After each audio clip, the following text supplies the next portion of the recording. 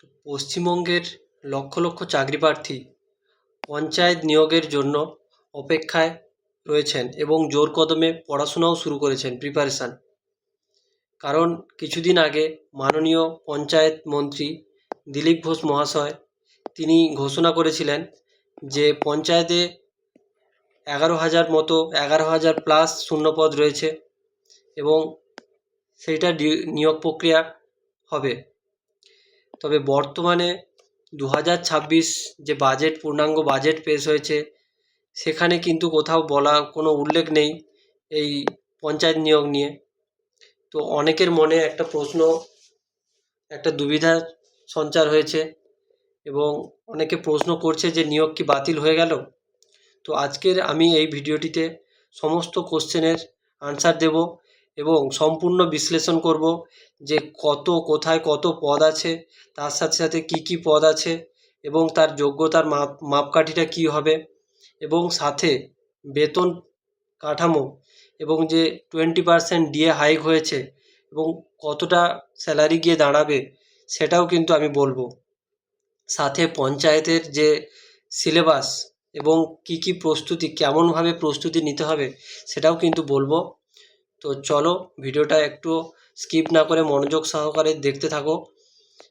এইটা হচ্ছে 2026-এর বাজেটের যদি হাইলাইটস বলি, তো এক কথায় মোট 1 লক্ষ গভর্নমেন্ট জব ঘোষণা হয়েছে এবং মহিলাদের জন্য 33% রিজার্ভেশনের কথা বলা হয়েছে এবং অগ্নিবীরদের জন্য 10% সংরক্ষণ, যেমন সেন্ট্রালে চলছে বিভিন্ন পদে যেসব জায়গায় এলিজিবল তারা সেসব জায়গায় তাদের সংরক্ষণটা হবে। সেন্ট্রালে যেমন হয় সেটা আমাদের রাজ্যেও কিন্তু এবার শুরু হয়ে গেল। এবং যে বয়স সীমা 5 বছরের যে ছাড়ের কথা বলা হয়েছিল সেটা কিন্তু আনলিমিটেড পিরিয়ডের জন্য, সবাই ভেবেছিল যে আনলিমিটেড পিরিয়ডের জন্য, কিন্তু নয়, সেটা মাত্র 2 বছরের জন্য। এটা একটা চমক। তো দেখা যাক।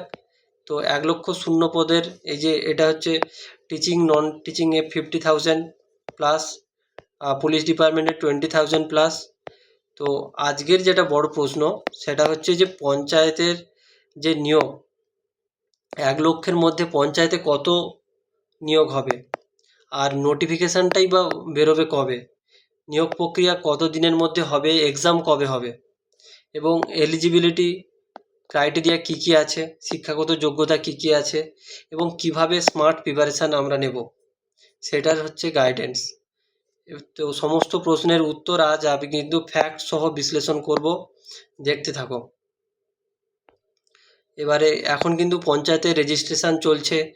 2023-এ একটা রেজিস্ট্রেশন হয়েছিল, যারা সেখানে রেজিস্ট্রেশন করনি তারা কিন্তু এখন অবশ্যই করে নাও। এবং এই যে নোটিফিকেশান কবে বেরোবে সেটা কিন্তু নেক্সট মান্থ কিন্তু আসতে চলেছে নোটিফিকেশান। তো আমরা আবার ভিডিও নিয়ে আসব এবং জুলাইতে ফুল নোটিফিকেশান আসবে এবং কিভাবে স্মার্ট প্রিপারেশান নেব। তো চলো এবারে 1 নম্বর কোশ্চেনের আনসার দিচ্ছি যে 1 লক্ষ নিয়োগের মধ্যে ব্রেকডাউন করছি। তো teaching and non teaching staff 50,000, বাকি থাকছে 50,000, তার মধ্যে 20,000 হচ্ছে পুলিশে যাবে, বাকি থাকছে হচ্ছে 30%, সেখানে হচ্ছে 30,000 অন্যান্য ডিপার্টমেন্টে যারা বিভিন্ন অফিসিয়াল ভ্যাকেন্সি আছে সেখানে ভ্যাকেন্সিটা পূরণ হবে। তার মধ্যে এই 11,000 প্লাস ভ্যাকেন্সি কিন্তু পঞ্চায়েতে নিয়োগ হবে এবং বাকি অন্যান্য যেসব মিসলেনিয়াস সার্ভিস রয়েছে, ডব্লিউবিসিএস সহ অন্যান্য যেসব সার্ভিস, ক্লার্কশিপ, অন্যান্য, সেখানে কিন্তু রিক্রুটমেন্ট হবে। একথা কিন্তু বাজেট পেশের পরে মাননীয় মুখ্যমন্ত্রী এবং মাননীয় পঞ্চায়েত মন্ত্রী কিন্তু আবারও কিন্তু বলে দিয়েছেন। অতএব চিন্তার কোনো কারণ নেই, প্রিপারেশান যেমন চলছিল সেরকম জোর কদমে চালিয়ে যাও। তোমাদের কেমন কি ক্লাস দরকার সেটাও কমেন্ট করে কিন্তু জানিও, কার কোথায় অসুবিধা হচ্ছে সেটাও প্রবলেম হচ্ছে সেটাও কিন্তু কমেন্ট করে জানিও। তো অন্যান্য যে 30,000 ভ্যাকেন্সি বাকি থাকছে তার মধ্যে কিন্তু পঞ্চায়েতের এই 11,000 কিন্তু আমাদের রিক্রুটমেন্ট হবে। অতএব চিন্তার কোনো কারণ নেই। এবারে এই যে 11,000 রিক্রুটমেন্ট হবে, সেটার এলিজিবিলিটি ক্রাইটেরিয়া কী কী আছে এবং কোথায় কোথায় সেই রিক্রুটমেন্টটা হবে সেটার কথাটা বলছি। যে মেন পঞ্চায়েতে ভ্যাকেন্সিটা কী আছে। এবার জেলা পরিষদে কিন্তু পঞ্চায়েতের 3টে স্তর আমরা জানি, যে 3 টায়ার পঞ্চায়েতের এই 73rd অ্যামেন্ডমেন্ট যেটা ছিল সেখানে বলা হয়েছিল যে প্রথমে থাকবে জেলা পরিষদ, তারপরে পঞ্চায়েত সমিতি, তারপরে গ্রাম পঞ্চায়েত। যে লোকাল ডিসেন্ট্রালাইজেশান সেই সিস্টেমের আন্ডারে গ্রাম পঞ্চায়েত সবথেকে আমাদের একদম গ্রাসরুট লেভেল, তারপরে হচ্ছে পঞ্চায়েত সমিতি, তারপরে জেলা পরিষদ। তো গ্রাম পঞ্চায়েতে টোটাল ভ্যাকেন্সি আছে 9,936টা পদ আছে।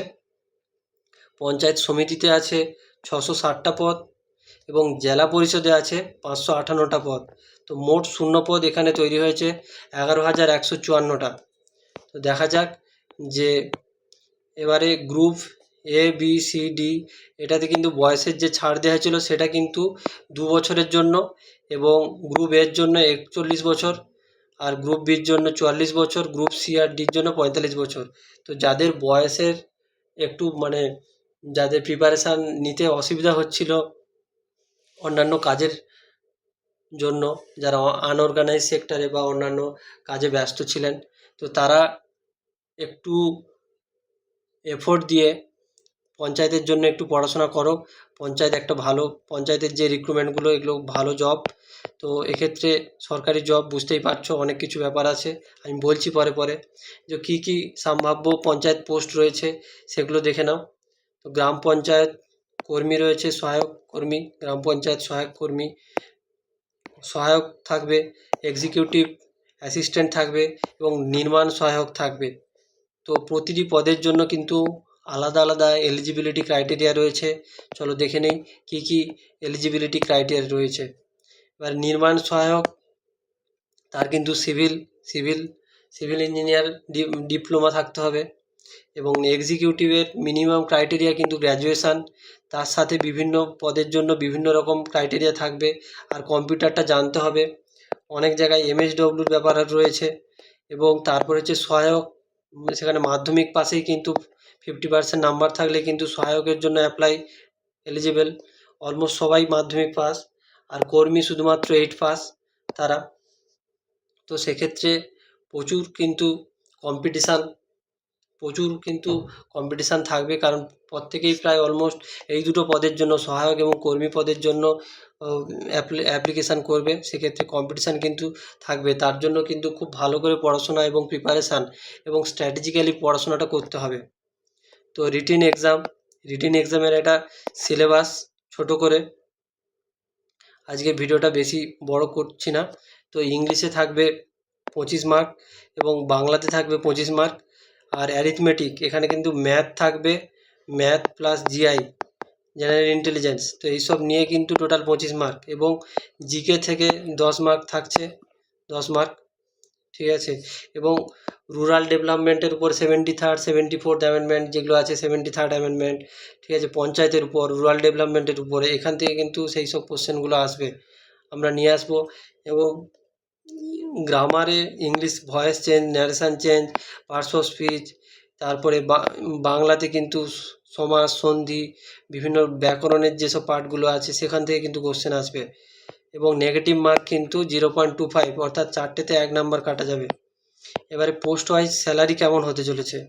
কর্মীদের জন্য 17,000 থেকে 43,200, সহায়কদের জন্য 21,000 থেকে 54,000। এরপরে ডিইও এলডিসি যারা স্টাফ থাকবে তাদের জন্য 22,900 থেকে 48,500 পর্যন্ত, এবং এক্সিকিউটিভ অ্যাসিস্ট্যান্ট তাদের কিন্তু 28,000 থেকে 74,500 পর্যন্ত সরকারি এই যে একটা বেতন থাকবে। এবং তার সাথে কিন্তু তারা কিন্তু ডিএ এবং যে এইচআরএ মেডিকেল সুবিধা এগুলো কিন্তু থাকবে। এবং অবশ্যই এটা একটা সরকারি স্থায়ী চাকরি, এবং এখানে কিন্তু প্রমোশনের যথেষ্ট সুযোগ রয়েছে। তাই কেউ ঢিলামি না করে পড়াশোনাটা করো, কারণ এটা একটা হিউজ অপরচুনিটি ফর আস।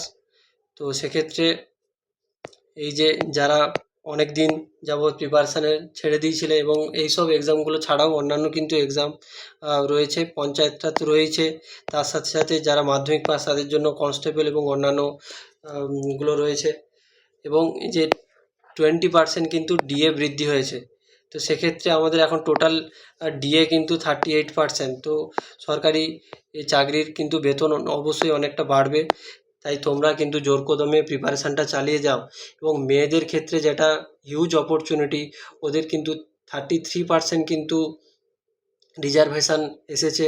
সেক্ষেত্রে তোমাদের যদি কোনো সমস্যা থাকে প্রিপারেশানে বা কোনো ক্লাসে, তোমরা কিন্তু কমেন্ট করে জানিও। এবং এরকম আরও আপডেট পেতে কিন্তু আমাদের চ্যানেলটা অবশ্যই সাবস্ক্রাইব করো এবং কার কী কেমন ডিমান্ড আছে সেটা কমেন্ট করে জানিও। আর এই যে রেজিস্ট্রেশন, সেটার লিঙ্ক কিন্তু আমি কমেন্ট বা ডেসক্রিপশান বক্সে আমি দিয়ে দিচ্ছি। এবং যদি ভিডিওটি আমার ইউজফুল মনে হয় তাহলে কিন্তু অবশ্যই একটা লাইক করো, এবং কোনো বন্ধুর যদি কোনো রকম ডাউট থাকে তাহলে আমার ওই যে ভিডিওটা তাদের সাথে কিন্তু শেয়ার করে দিও, ঠিক আছে? তো প্রিপারেশান যারা ভালো করে নেবে তারা কিন্তু চাকরিটা পাবে। অন্যান্য কোনো যে দালাল চক্র এখানে ওখানে কিন্তু পয়সা কেউ দেবে না, উল্টোপাল্টা চক্করে বা যাবে না। কোনো রকম যদি প্রবলেম হয় আমাদেরকে জানিও, আমাদের চ্যানেলে এসে জানিও, কমেন্ট করেও জানাতে পারো, ঠিক আছে? Thank you for watching.